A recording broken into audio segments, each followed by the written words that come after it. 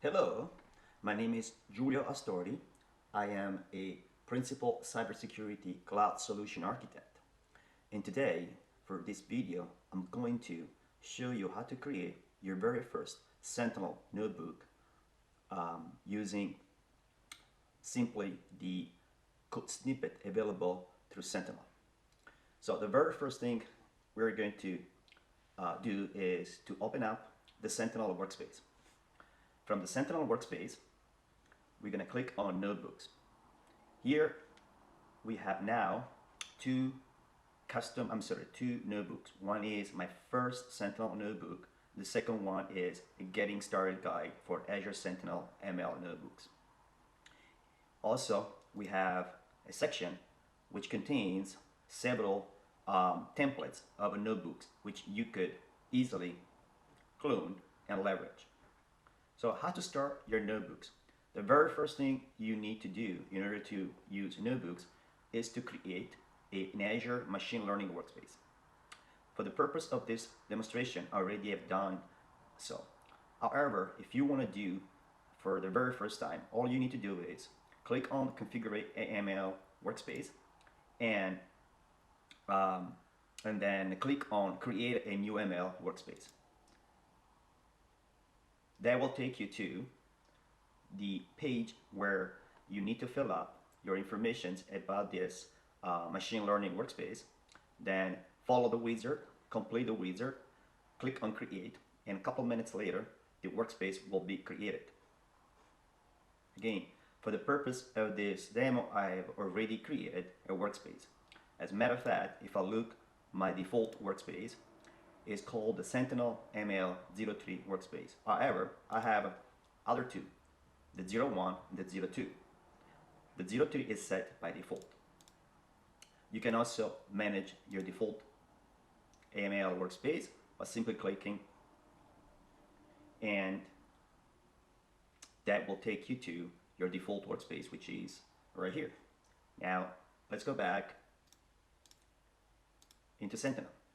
So in order to create your very first notebook, number one, create this workspace. Number two, you want to clone at least one of the notebooks available through the template. What I usually do, because I prefer to use Python as part of my programming language through my notebooks, what I will usually do, I select the Getting Started Guide for Azure Sentinel ML notebooks, and then I clone it. Once you clone it, you have that workspace populated with the notebook. And if we go inside of the workspace, sure enough, we see the actual notebook. One more thing, cloning this notebook is important, because once you clone it, automatically Microsoft Azure will generate a file which is called the config.json. This config.json file contains a JSON formatted sets of properties which are used for the various modules that you are going to build through your notebook, specifically when you connect to your workspace, when you query your workspace, so on and so forth. Those informations are the tenant ID, the subscription ID, the resource group, the workspace ID, the workspace name, the user alias, and the user object ID. For now, let's keep just with config.json. However, we do have a second file which is also used for such configuration that is called the MSTICPy config.yaml. But we're gonna go over this file later. So once you clone that first notebook from the template library, you now have the first notebook being populated inside of your machine learning studio workspace, and as well as the config file being created. The other thing that is going to be generated is a set of utils that are going to be also leveraged by the various snippets. Okay, so now you have the environment stood up. Okay, the first thing you are going to do before you actually execute the notebook is to make sure that you have a compute environment. When you build your first machine learning studio environment, there are not computers being added to it. It's basically a simple empty workspace. So the very first thing you need to do after generating the ML workspace, you need to go ahead and create a computer. You can create a computer either by click the plus signs right here, or by going into the compute section and add a new computer. As you can see, I have already created one of the computer, and that is actually running. You need to make sure that the computer is running, otherwise the kernel being used by the notebook won't be able to be leveraged. Okay, so in this case we have a running computer, and for such the provider kernel. You can have more than one compute instances. If you have more than one compute instances, you can actually select which one of those compute instances you want to attach to your notebook. Okay, all right, now let's move into the actual notebook. So the notebook is also available through my GitHub repo. You can go under the GS story GitHub. The actual link for the my repo is down below, and from here you can basically download the actual notebook. Once you download the notebook, then you have an option to upload the notebook right into your space. By click add, upload the file, direct file to the location where you download it, upload it, and then sure enough you have that file showing under your workspace. If you go back down to Sentinel and you refresh, all the files, all the notebooks that you have basically created into the workspace are going to show here as well. So the other way to add a new workbook is simply to add a new file. You can create a new file, and then you're going to select the file type as a notebook, give it a name, create, and done. Okay, again, for the purpose of this video, I already have the actual my first Sentinel notebook being uploaded. Let me close a little bit here so we have a more space. Now, about this notebook.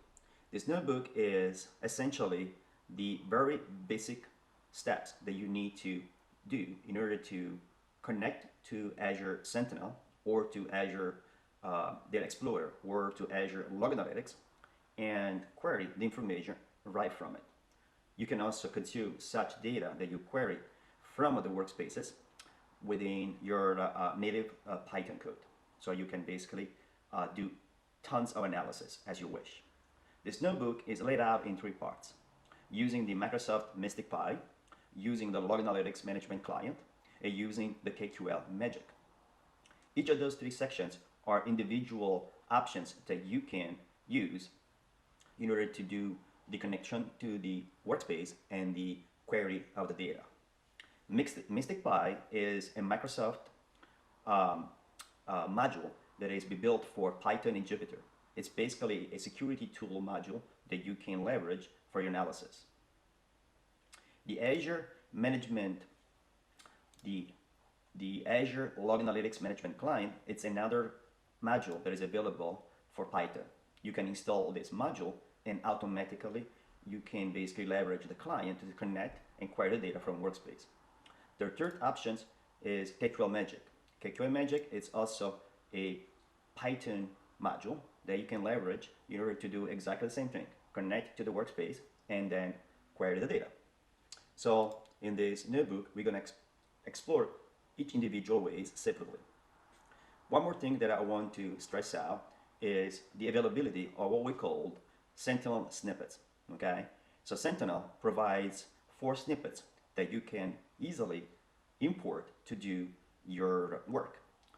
How do you import the snippets? Very easy. All you have to do is basically write the keyword Sentinel, and sure enough, you have the 4 snippets available. One is called the get configuration parameters. The second one is called set up the environment for MSTICPy. The third is authenticating to Azure Resource, and the fourth is authenticating into the Azure Log Analytics. Each of those code snippet has a use case. We are going to basically see how those snippets are also used within this notebook. The very first section is about the MSTICPy. So before you actually leverage MSTICPy, you need to install it. So the code snippet set up the environment for MSTICPy will help you do such action. All you have to do is type the word Sentinel, like I say, very easy, Sentinel, and then select set up the environment for MSTICPy. So I have done that already. And then once you have the code, you can basically execute it. And then the execution will go through the process of evaluate the minimum requirement, which are the kernel running Python 3.6, and the fact that the minimum version you want to install of a MSTICPy is the 1.2.3. So, and then will this basically install the MSTICPy, it will initialize the MSTICPy. One thing that I added to this section is the Azure Sentinel component. So when you install MSTICPy from the notebook, it's wise to add Azure Sentinel, so you can basically add all the related module for Azure Sentinel, and then as well as key vaults. Okay, so by clicking the execution, what you get is basically the installation of a MSTICPy, and then at the end you're gonna get this message: starting a notebook setup, check for the prerequisites, check it's complete, everything is done, notebook initialization complete. Now if you run this line of code one more time after you install the very first time, it's gonna do basically a check to see if the MSTICPy is installed. If the MSTICPy it is indeed the latest version. If it's not the latest version, it's gonna do an upgrade. So it's always wise to run this piece of code in order to have the latest and greatest of the MSTICPy. For this purpose, we installed it just this morning. So we have the latest version, which is 1.4.4, which is exactly the latest one. So even if I run it again, it won't do any changes. Once you install it and you ran the initialization of the MSTICPy, what's happening is that the code will check if there is a config file, and then will also generate the MSTICPy config.yaml. This file, by default, as it's generated for the very first time, will simply replicate the config.json information. As a matter of fact, it will look something like this. It's going to basically generate the section of the default workspace, which is the one defined in the config.json, and then also underneath the list of all the workspaces.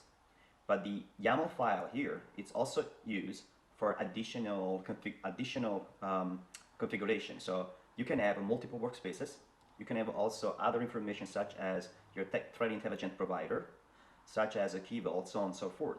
So what is recommended that you do is go into the section where you're going to config the MSTICPy config.yaml file via GUI. If you run this cell, you get basically this sort of a configurator. You have the tab for Azure Sentinel, the one for the threat intelligence provider, one for data providers, one for the GeoIP providers, Key Vault, Azure, so on and so forth. So let's say that I have multiple workspaces that I want to configure in my environment. I simply add another workspace, and then I can go over the information related to this workspace. And once I am done, I can basically update it, save the file. I can do the same thing for the threat intelligence provider. I don't have any configured, but if I wanted to add a threat intelligence provider, all I have to do is select one of the supported threat intelligence provider right from this list, such as Alien Vault, OTX, VirusTotal, X-Force, Azure Sentinel, OpenPageRank, Pure Access Node, Gray Nodes. If I select one of those, I add as a provider, and then basically I'm gonna go over the configuration to connect to such provider. The configuration will require that you add the account that is capable to connect to the OTX endpoints, the actual authorization key, and then you can update it. Okay, so let me go back here. For this purpose, we are not going to do any additional configuration. However, I'll just want to point out that you can actually configure the YAML file without using the YAML structure directly into the code by simply using a GUI version. Once you finally configure your MSTICPy config.yaml file according to your needs, now you can actually import that information so that all those changes are now going to be ingested into the memory for this notebook. So you click and run this next cell, which will basically read the YAML file and import each of those configuration into the MSTICPy running on the notebook. Next thing is connecting to Sentinel. How do you do that? Well, you can run basically this cell code, which will initiate the provider and which will initiate the connection. To connect, you simply click the connectivity link. You copy and paste this code into the authorization pop-up windows. You follow the instruction to provide a user account, password. You fully authenticate, and once it's done, you're basically gonna get a knowledge of that connectivity by seeing this pop-up schema message. And also you see that it is connected. At this point, this notebook is already been connected. So it's ready to actually write a query. To write a query, you simply take any KQL query. You can test your KQL query preventively through the Log Analytics or Sentinel portal. Then you can copy and paste that query into the a variable, a Python variable, and then you can pass that Python variable to the actual Mystic provider query executor. So when you click and run the cell with this code, then you can see that we now have the results of that query, which will show 9 records out of the event type that were searched. So the events records are numbered from 0 to whatever, where 0 is the very first one, and the last one is, in this case, a 9, because we say that we're just going to take 10. So at this point, we have basically a data frame, which is called the results_df, with the populated results of the query. And you can do pretty much everything you want to do with this information. Okay, now let's move on to the second option.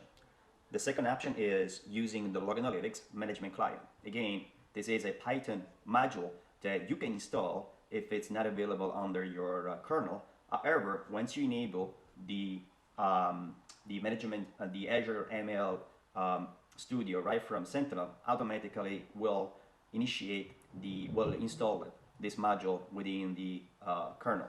So the Log Analytics Management Client will basically require to connect to the workspace and then allow to query the data.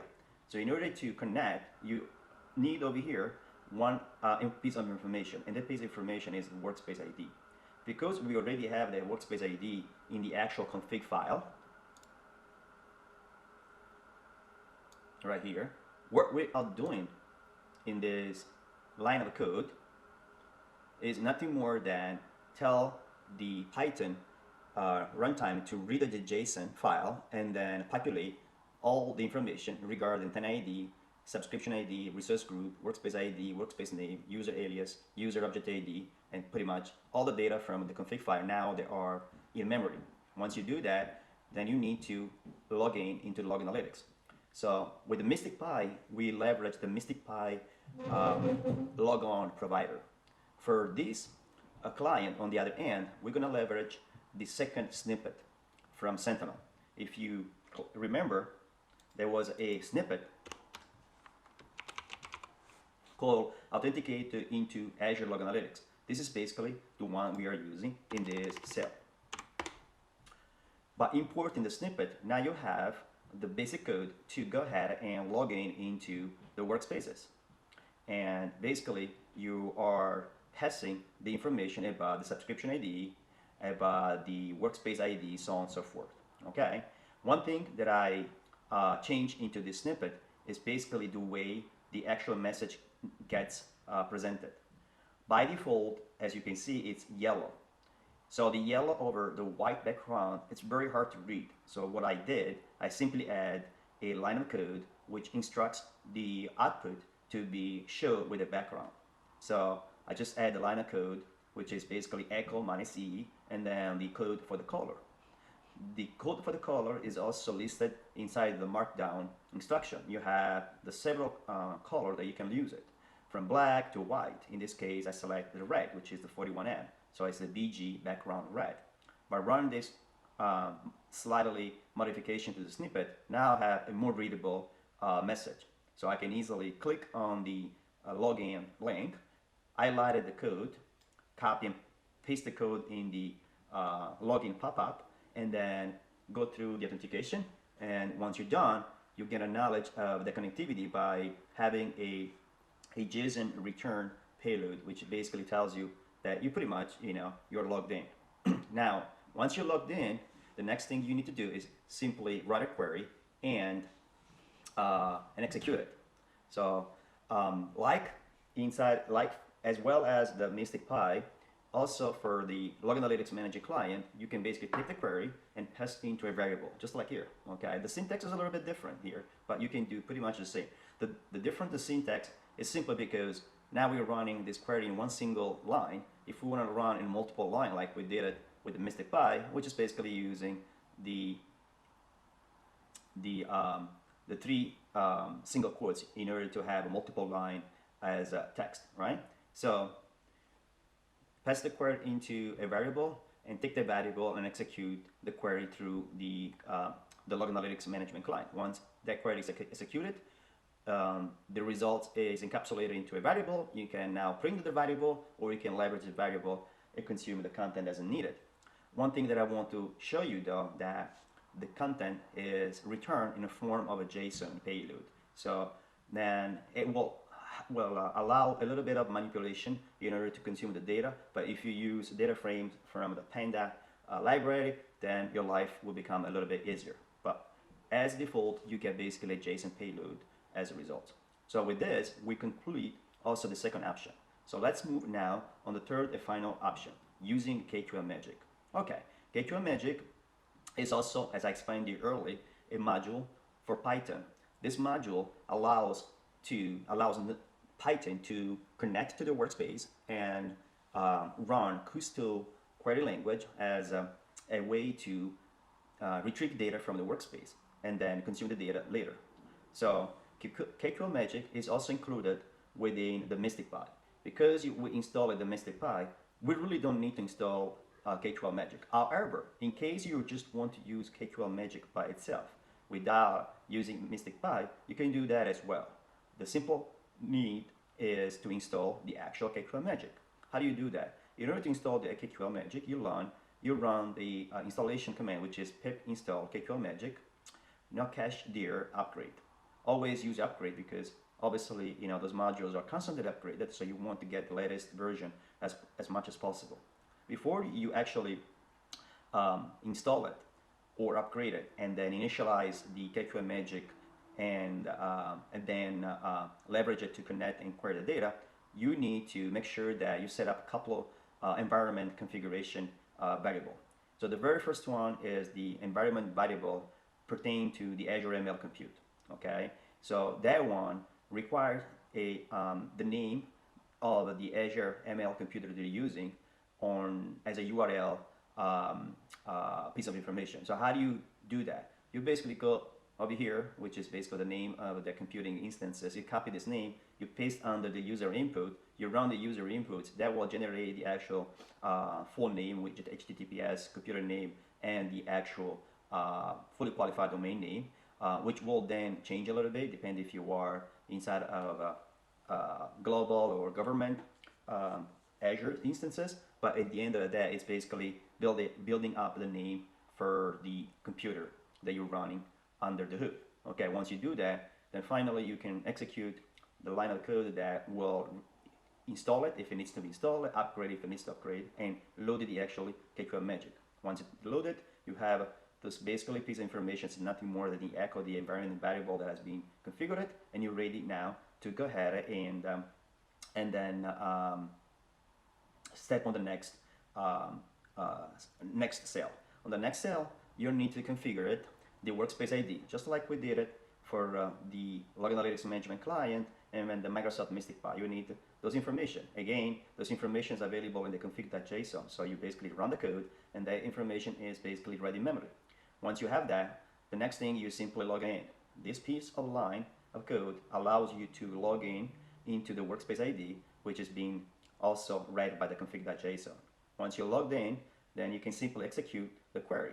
Now the syntax here is a little bit different. So as you remember, previously we take a query and we pass that value as in a form of a text to a variable. Okay. In this case, it's a little bit different. So the syntax for executing the query will require to use %KQL if it's one line of code with the query itself. If it's multiple lines, you want to use double percentage, such as like this.